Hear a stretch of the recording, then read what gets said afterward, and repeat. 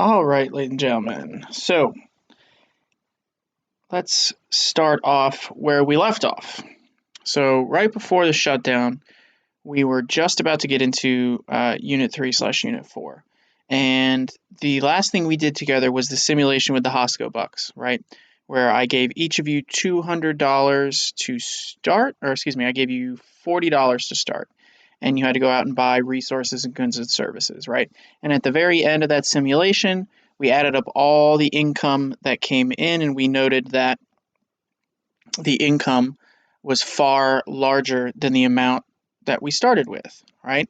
And so that whole concept we were shooting for was the idea of um, money creates money, right? One piece of income to one company allows that company to go out and spend, and that allows for the circular flow model to work. So we're going to dive a little deeper into that today, particularly because we need to take a look at income and expenditures as the driving force of the economy.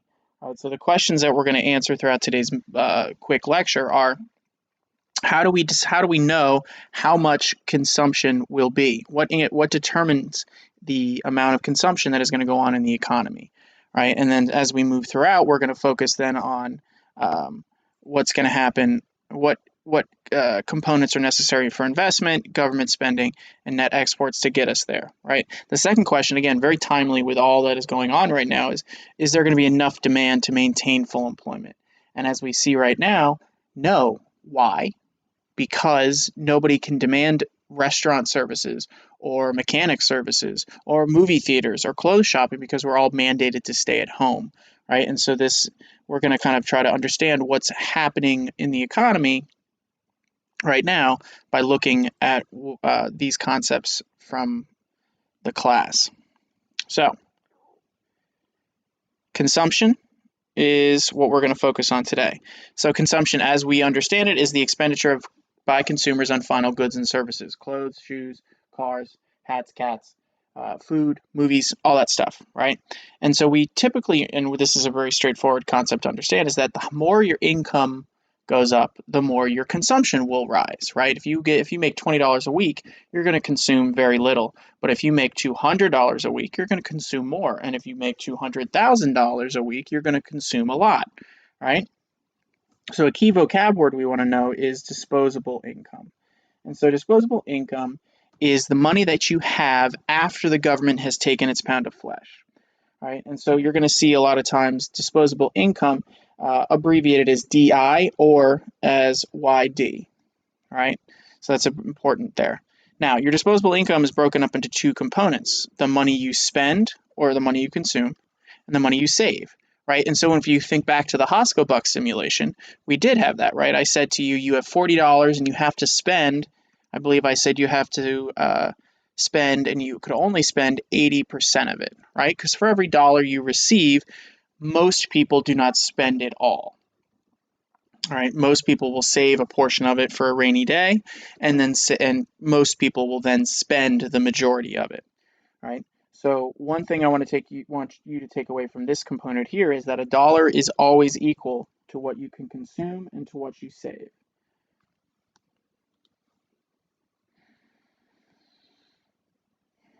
So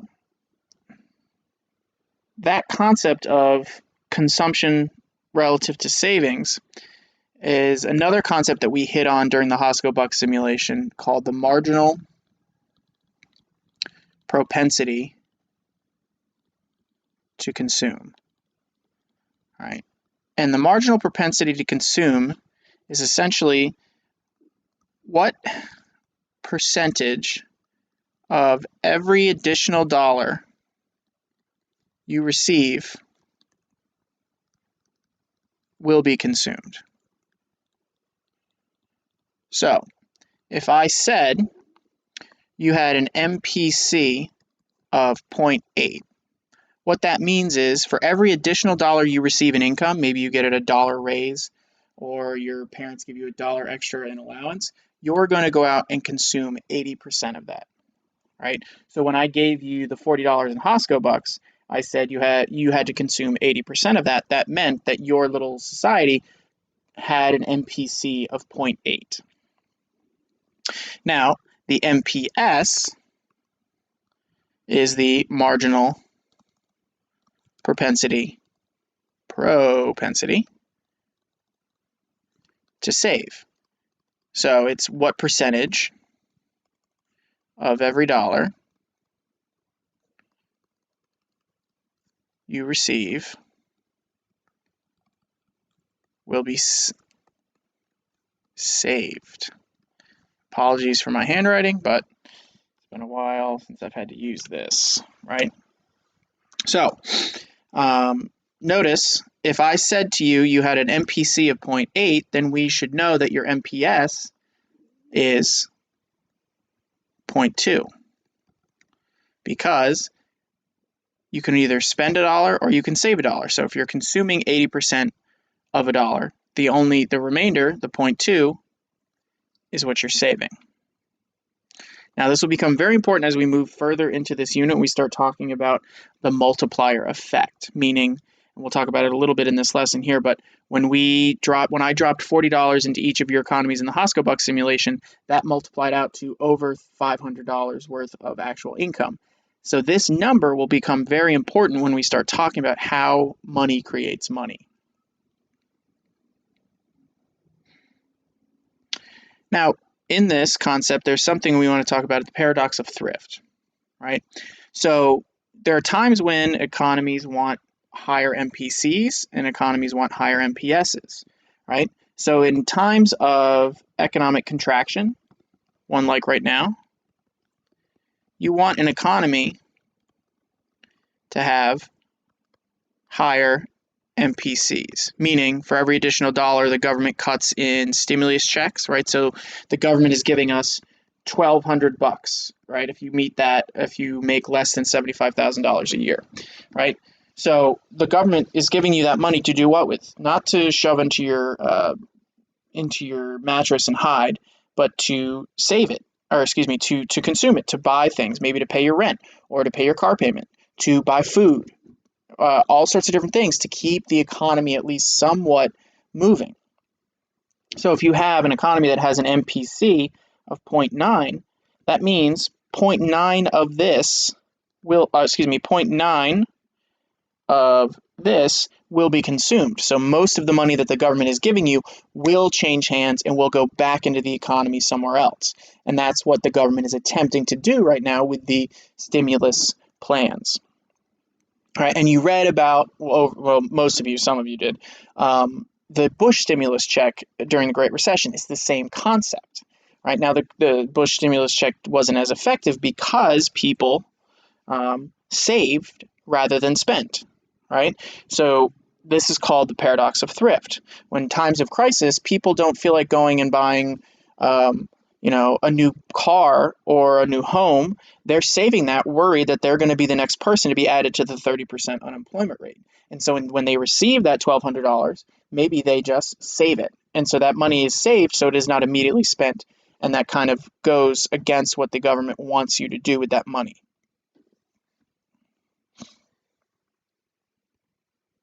So when we talk about consumption, we can kind of predict consumer behavior based upon two things: income dependent consumption and autonomous consumption. So most of your consumption comes from how much income you have, right? So higher income equals higher consumption. Makes sense, right? So if with the 30% of the economy that is now joined the unemployment ranks, their income went from, let's say, average median salary of $50,000 a year. That has gone from $50,000 to zero.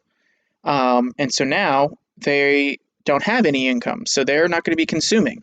And so you're going to see income-based consumption going down massively in this time period. But not everything is based around your income. There are things called autonomous factors, things that are influence your spending, but it is not related directly to your income. And so a couple of those things are right here. So these are non-income based determinants for consumption. first one being expectations, right? So if you expect a pay raise or expect a pay decrease in the future, then that's going to change your spending habits now. So, like an example, when I finished my master's last December, I knew that once I finished my master's, that qualifies me for a pay raise through the district. So in December, I could spend a little more liberally, even though my income hadn't changed, knowing that in January I would be receiving a pay bump. Other side of the coin is if you're someone who still has a job right now who hasn't been furloughed, and you're looking around going, ooh, businesses are closing left and right, your income hasn't changed, but you expect maybe your head is on the chopping block next, you're going to cut back on some of the frivolous spending. You're maybe going to not put that pool in like you thought you were going to. Maybe you're going to hold on to the clunker car and wait a couple more months. Maybe you're going to, cut your consumption from, Whole Foods down to bottom dollar kind of grocery stores, right? You're going to make those changes to your consumption, not based upon how much money you're actually bringing in, because that hasn't changed, but about the expectation of where your wealth and your income is going to go in the future. Second one, wealth. Tie this to the stock market, right? As your value of your wealth increases, it may not be tangible, potent money in your hands now. You are going to be able to spend elsewhere you're going to be able to spend more because you know that you have a nest egg sitting in Wall Street, or you know that your house is appraised for $100,000 more than you purchased it for, right? So when the stock market is at all-time high, that is good for people who maybe their income hasn't changed, right? Their income has stayed the same, but they know that their retirement fund grew 20% over the last 5 years. So it gives them more economic wiggle room. Now, with the economy taking a massive dive and the stock market taking a massive dive, people who had, wealth stock portfolios at record highs are now really low. Their income hasn't changed. They're still working a 9 to 5. They're still getting paid $80,000 a year, but their retirement fund went from $500,000 to $20,000. Well, now they're going to stop again. They're going to stop buying frivolous things because they want to replenish their wealth. They're going to start saving more. Number 3, credit. This is, again, related to what's going on in the economy now. As credit is more available, you're going to spend more, right? So credit is not tied to your income, right? You may make $50,000 a year, but you can spend like you make 80 because of available credit, right? Taking a home loan, taking a student loan, taking a car loan, or getting a credit card, right? So right now, with the Federal Reserve's interest rate policies pushing them to nearly 0%, the whole point of that is to help the economy grow by encouraging autonomous consumption. Go borrow money. Go get a credit card with a 1% APR, because that's barely anything, right? So you can spend a lot of extra. You can spend on a lot of extra stuff on top of what you're making in income, because the interest rate is nearly zero. It's essentially, I'm not going to say free, but it's free money. All right. But as interest rates go up and credit becomes more scarce, you can only rely on your actual income, and that's going to change how much you can consume. Number 4, price levels, right? So if, let's say, you make $50,000 a year, but the price levels drop by 20%, you have experienced a real gain in purchasing power, and you're going to be able to spend more. Has your income changed? Your nominal income is still $50,000, but because of the price level changes, you can buy more with that money, right? So deflation is good for someone to be able to go out and buy more stuff in the short run, but in the reverse, as price levels go up and your wage stays at $50,000, you're not going to be able to buy as much, right? Okay, so let's talk about one more thing and then I'll cut you loose. So why all this matters about consumption and MPCs? Well, we can use this number to extrapolate out the impact of a change in aggregate spending in the economy. So let's say we'll take that $1,200, right? So that $1,200 that I should be receiving in the next couple weeks. And let's say in our economy, we have an MPC of 0.8, which means we have an MPS of 0.2. This means for every $1 I receive in additional income, I will spend 80% of it and save 20% of it. Now, what we can do is we can extrapolate out how much money in total aggregate, not just it changing hands through me, but when I go and spend that money, how many times does that bop around? So think about when we did the Hosco Buck simulation, right? We put that $40 in each group's hands, and it bopped around the economy to create a total change of like $500 or $600. We can do the same thing here. And so what we can do is we can use what is called the simple spending multiplier. So the simple spending multiplier, or the SSM, is going to be 1 over the MPS. So in this case, that would be 1 over 0.2, which is 5. Mr. Hoskins doesn't do math. 5. So what that means is this $1,200, when it gets into my hand and I dump it into the economy, will circulate through essentially 5 times to create a total change of $6,000 in the economy.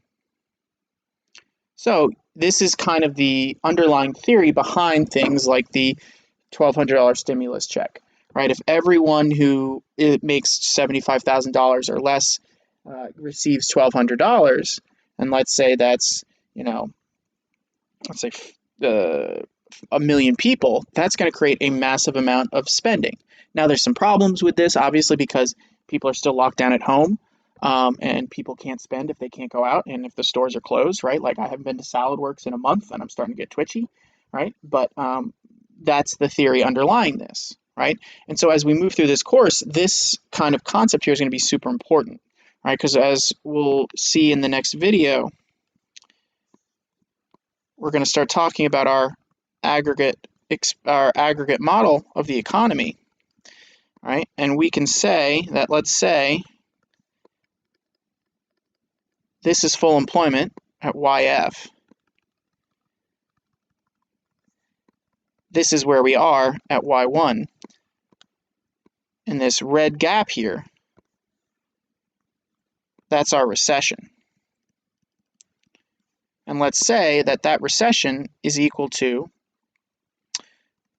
$500,000, meaning we are underproducing in the economy by $500,000. So if we know this, and we know our MPC, then we can decide how much we need to spend, the government needs to spend, to increase the economy back to full employment, right? So if we know that the simple spending multiplier is 5, then we know that the government needs to initially spend $100,000, dump $100,000 into the economy, either through tax cuts or increased government spending. That money circulates through, and it creates income, and it creates profit, and it creates employment, which then creates more income, which creates more profit, then more employment. And then over time, the economy would shift back to our equilibrium, clearing the recession. And this is, again, the very basic underlying theory of what the government is attempting to do right now to stop the economy from imploding upon itself. Okay, so that's my time. Thank you for listening, and I will talk to you again tomorrow. Awesome.